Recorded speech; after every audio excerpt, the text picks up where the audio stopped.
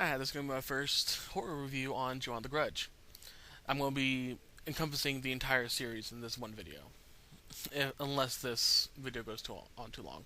Anyway, Ju-On the Grudge was a movie adaptation of a book called Ju-On the Grudge or Ju-On the Curse, depending on your translation of the kanji. It was directed by Takashi Shimizu, who is a very good Japanese horror director and is very famous, especially for Ju-On the Grudge. Anyway, um, Ju-On the Grudge's story is about this house and a curse that's been placed on this house. When you enter it, a curse is automatically placed onto you, even if you step foot into the doorway for 5 seconds, turn around, and leave.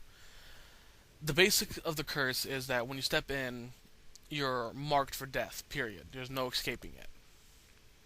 It may take years, or months, or years, but you will die. There's no escaping. The curse revolves around the ghost, Kayako Sakai. She was murdered very violently by her husband. I'm not going into any explanation as to the reason why he murdered her, because I'm going to leave that up to you guys to watch. But because of this, she has been stuck in the house. So is her son, Toshio, as well as, sadly, their cat, who doesn't have a name that I know of.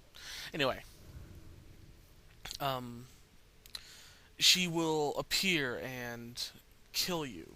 She'll follow you around, make you go crazy, make you see things, hear things, make you doubt what you're seeing. And then she'll appear and either kill you in the same way she was killed or just take you away somehow.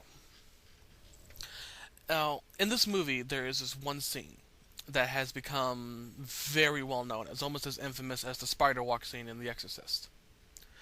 It's where Kayako comes crawling down a stair set, and she's all flight of stairs, and she's jerking.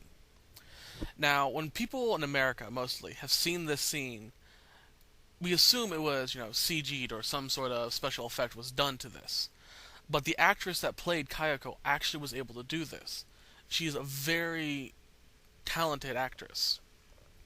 It's because, if memory serves, she was a part of the Kabuki Theater, which is a theater where they tell stories, and they over-exaggerate movement to represent emotion. One of which is that jerking movement that Japanese ghosts in horror movies show, is to represent their torment and anguish and pain that they're suffering through in the afterlife.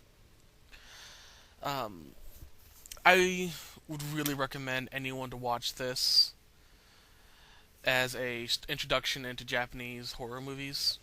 It's not very gory because the Japanese don't really show a lot of gore in their horror movies. They do in some, but they mostly rely on the psychological aspect of horror that make you question what's going to happen and what's coming. And Ju-On the Grudge is a good adaptation of this because the storyline isn't given in a linear path. It jumps in between the storylines, so you get pieces of the storyline. And it's not like till the end of the movie, I believe, that you even see what happens to Kayako. But I would recommend this movie to anyone. There's been mixed reviews about it, saying that, it's not as scary as the hype is. And, yeah. Now, the movie has been remade in American. It's just called The Grudge. The Grudge version of it keeps very close to the Ju-On adaptation of it. The original adaptation. There are, some differences here and there, but it's very close.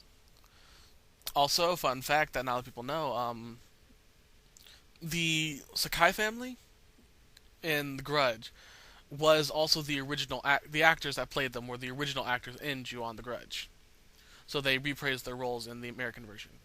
And another little funny tidbit, the actor that plays Toshio, alright, first of all, the character, Toshio, is always portrayed with the black cat. Always. Even to the point where it's assumed that the spirits have merged. The actor that played Toshio in real life is terrified of cats, which is kind of ironic. A little funny, but not really, but just ironic. Anyway, I would recommend this movie to anyone, even the American adaptation. I will still prefer the Japanese one. But anyway, I hope you guys enjoy it. On to the next one.